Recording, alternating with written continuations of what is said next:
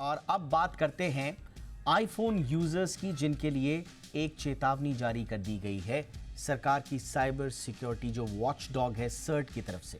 अगर आप आईफोन इस्तेमाल करते हैं तो यही खबर आपके लिए है। सरकार ने आईफोन यूजर्स के लिए हाई सिक्योरिटी अलर्ट जारी किया है। इससे पहले सैमसंग के लिए किया था। Indian computer emergency response team यानी कि सर्ट ने अपना तुरंत जो है यूजर्स को कहा है कि अपना फ़ोन अपडेट कर लीजिए। सर्ट ने कहा है कि एप्पल के iOS, Apple watch OS, iPad OS और एप्पल सफारी समेत ऐसे सभी डिवाइसेस के लिए ये चेतावनी है जो 17.2 से पहले के वर्जन पर चल रहे हैं। इस खामी का फ़ायदा उठाकर हैकर्स आपके सिस्टम तक पहुंच सकते हैं, फ़ोन तक पहुंच सकते हैं। इससे पहले जैसा हमने आपको बताया कि सर्ट ने सैमसंग यूज़र्स के लिए भी सिक्योरिटी अलर्ट जारी किया था। अब आपको करना क्या है, इस सिक्योरिटी अलर्ट का मतलब क्या है, इस पर विस्तार से आपको सारी जानकारी देंगे। ये रिपोर्ट पहले देख लीजिए।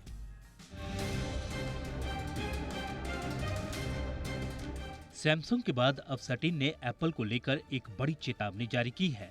Indian computer emergency response team यानी सटिन के मुताबिक एप्पल के सॉफ्टवेयर में कुछ समस्याएं आ सकती हैं। ऐसी स्थिति में हैकर्स यूजर्स का पर्सनल डाटा चुरा सकते हैं। सटिन के मुताबिक ये समस्याएं iOS, iPad OS, Mac OS, TV OS, watch OS और सफारी ब्राउजर्स में हो सकती है। अगर इन खामियों को ठीक नहीं किया जाता है तो हैकर इसका फायदा उठा सकते हैं, आपका डाटा चुरा सकते हैं, जैसे कि आपके पासवर्ड, क्रेडिट कार्ड नंबर और अन्य व्यक्तिगत जानकारी। आपके डिवाइस में मनमाना कोड चला सकते हैं, जिससे आपके डिवाइस को नुकसान हो सकता है या आपके डेटा को नुकसान हो सकता है। आपके डिवाइस को कंट्रोल कर सकते हैं और आपके द्वारा किए जाने वाले कामों को निगरानी कर सकते हैं। अब सवाल उठता है कि हैकर से बचने के लिए आपको क्या करना चाहिए, तो इसे भी जान लीजिए। यदि आप अपने डाटा को सुरक्षित रखना चाहते हैं तो अपने डिवाइस के सॉफ्टवेयर को हमेशा अपडेट रखें।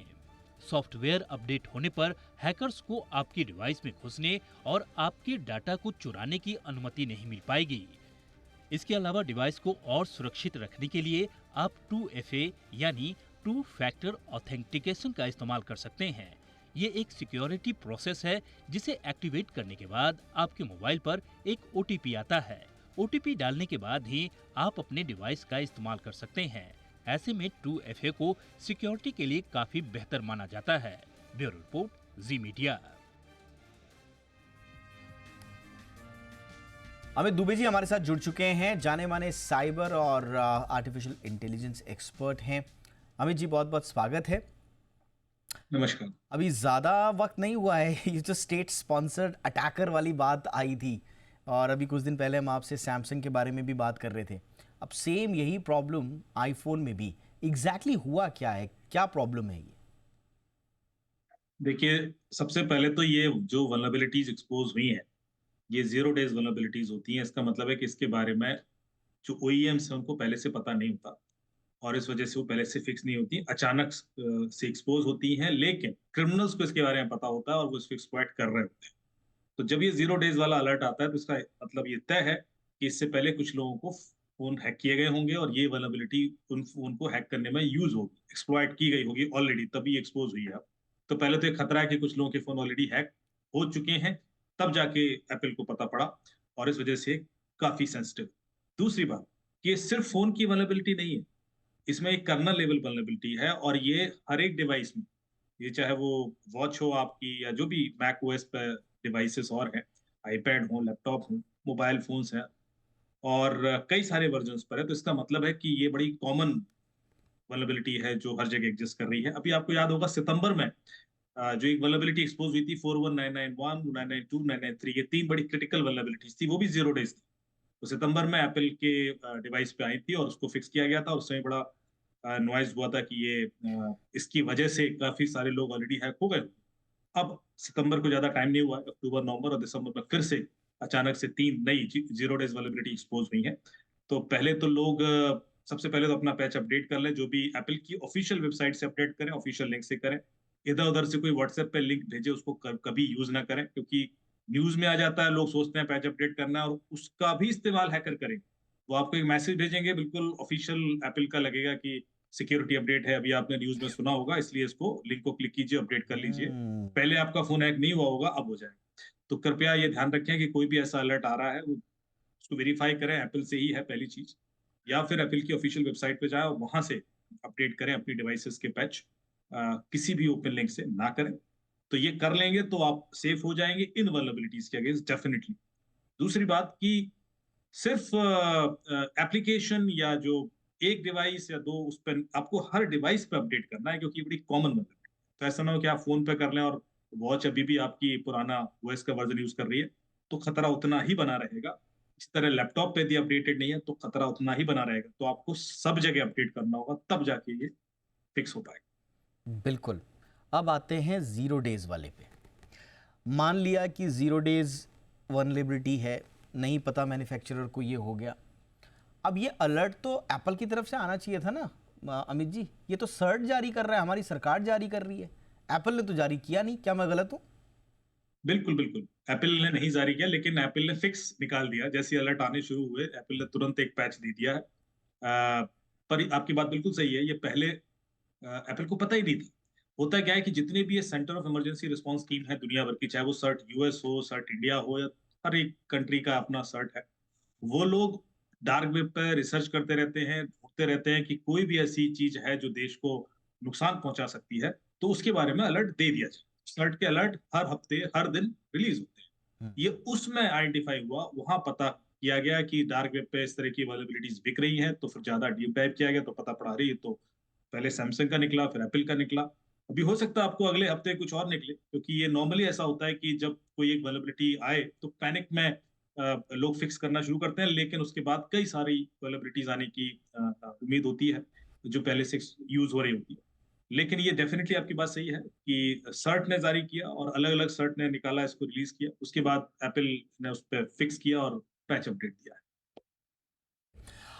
अब आज के पोल पर आते हैं और इस यही सवाल मेरा अमित जी से भी रहेगा, लेकिन उससे पहले हमने दर्शकों से आज का जो सवाल पूछा था कि क्या वाकई में सैमसंग के बाद आईफोन का ये जो हैकिंग का मसला उभर कर सामने आया और सरकारी वार्निंग सामने आई है, इसके बाद क्या इन कंपनीज की भी अकाउंटेबिलिटी फिक्स होनी चाहिए या नहीं होनी चाहिए? तो देखिए, लगभग लगभग हर किसी ने 96% लोग ये मान रहे हैं कि बिल्कुल फिक्स होनी चाहिए। आप सिक्योरिटी की जिम्मेदारी लेते हैं तो इस तरह की वनरेबिलिटीज अगर आपके फ़ोन में आ रही हैं तो इसकी जिम्मेदारी भी आप लीजिए, लेकिन कैसे जिम्मेदारी तय होगी, किस रूप में होगी, ये कोई नहीं जानता। ना बोलने वाले सिर्फ 3% हैं, हाँ बोलने वाले 96%। तो एकदम मामला क्लियर है।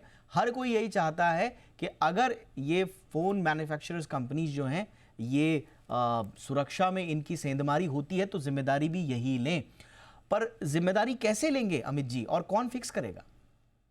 देखिए, यदि आप कोई जनरिक लॉ देखेंगे, लायबिलिटी किसकी बनती है, यदि आरबीआई की गाइडलाइन देखें, बैंक की गलती तो बैंक की लायबिलिटी और व्यक्ति की गलती तो व्यक्ति की लायबिलिटी। ऐसे में जब फोन के अंदर कोई वल्नरेबिलिटी है और उस वजह से मेरा कोई नुकसान हो जाता है, डेटा चला जाता है, फाइनेंशियल लॉसेस हो जाते हैं, रेपुटेशनल लॉसेस हो जाते हैं, तो मैंने तो कोई गलती की ही नहीं।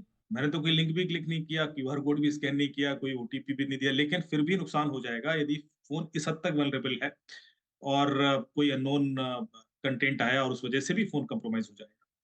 तो ये जो लायबिलिटी है पूरी तरीके से डिवाइस की बनेगी, क्योंकि इसमें यूजर ने कोई गलती की नहीं और यूजर को इस तरह से कोई लालच देकर या प्रलोभन देकर या डरा कर नहीं अभी एक्सप्लॉइट किया गया। वैसे होता है, उस केस में मैं बेनिफिट ऑफ डाउट डिवाइस को दे देता हूँ, जबकि उस केस में भी डिवाइस के ऊपर ही कुछ इंस्टॉल हो रहा होता है, डिवाइस को पता होता है कि ये गड़बड़ है, और उस केस में भी डिवाइस अलर्ट दे सकती है कि ये चीज नुकसान पहुंचा सकती है। लेकिन चलिए, उधर यूजर ने सारे इग्नोर कर दिए जितने अलर्ट आए और उसके बावजूद कर दिया। यहाँ तो पूरी की पूरी जो वीकनेस है वो डिवाइस की है। तो मेरे ख्याल से एक लायबिलिटी, यदि हम उसी लॉ को फॉलो करें जो हम फाइनेंशियल लॉ बैंक के लिए यूज करते हैं, ये वर्ल्ड वाइड ये फिनोमेनन कि जिसकी गलती उसकी लायबिलिटी। तो यहाँ टिपिकली डिवाइस साइड की गलतियां हैं और यूजर की कोई गलती नहीं है, लेकिन उसका नुकसान हो जाएगा और हो रहा होगा। जैसे मैंने कहा कि 0 डेज है तो कई सारे लोग ऑलरेडी एक्सप्लॉइट हो चुके होंगे। तो ऐसे में पूरी लायबिलिटी डिवाइस साइड मैन्युफैक्चरर की बनती है, उनकी रिस्पॉन्सिबिलिटी है कि उन्होंने सिक्योर क्यों नहीं किया। यदि आप अपना डेटा प्रोटेक्शन बिल देखें जो डीपीटीपी है, उसमें भी यही तय किया गया है कि मैं किसी भी कंपनी को डेटा दे रहा हूं तो उनकी रिस्पॉन्सिबिलिटी है कि उस डेटा को सिक्योर करें। यदि उस डेटा को सिक्योर नहीं करते हैं और उसकी वजह से मेरा नुकसान होता है तो उस पर पेनल्टी लगाई जाएगी। और काफ़ी बड़ी पेनल्टीज़ है, आपको पता है 250 करोड़ तक की पेनल्टीज़ है। ऐसे केस में भी मेरे ख़्याल से डिवाइस को रिस्पॉन्सिबिलिटी बनाकर पेनल्टी लगाई जा सकती है और वही कानून यहाँ पर भी इस्तेमाल होगा कि मेरा डिवाइस का डेटा गया है, मेरी गलती नहीं थी, डिवाइस साइड वल्नरेबिलिटी एक्सप्लॉइट हुई है। तो डेफ़िनिटली एप्पल हो या सैमसंग हो या कोई भी ओईएम हो, वो उतने ही लायबल होंगे और उन पे पेनल्टी लगाई जा सकती है। अब देखते हैं ये, क्योंकि खामी जो है हमारे सर्ट ने उजागर की है, जैसा कि अमित जी ने जानकारी दी कि लगातार ये डार्क वेब में जाकर अपनी तरफ से रिसर्चेस करते रहते हैं और इस तरह की वनरेबिलिटीज़ को फाइंड आउट करते हैं और एडवाइजरीज जारी करते हैं। लेकिन हम चाहते हैं कि अब जैसा कि हमारे पोल में भी लोगों की इच्छा है कि भैया जिम्मेदारी फिक्स हो, तो ये कैसे फिक्स होगी, किस रूप में फिक्स होगी? देखिए, जानबूझकर तो कोई कंपनी ऐसा नहीं करेगी अब, लेकिन अगर उनके उसमें खामी नज़र आ रही है तो इस बात की जिम्मेदारी तो लेनी पड़ेगी आपको, और कैसे वो दूर होगी इसके लिए आप गवर्नमेंट के साथ मिलकर काम करिए ताकि कंज्यूमर प्रोटेक्शन रहे और साख भी इन ओईएम्स की बनी रहे। बहुत बहुत शुक्रिया अमित जी, बहुत महत्वपूर्ण जानकारी दी आपने, अब आसान भाषा में दी। Thank you so much.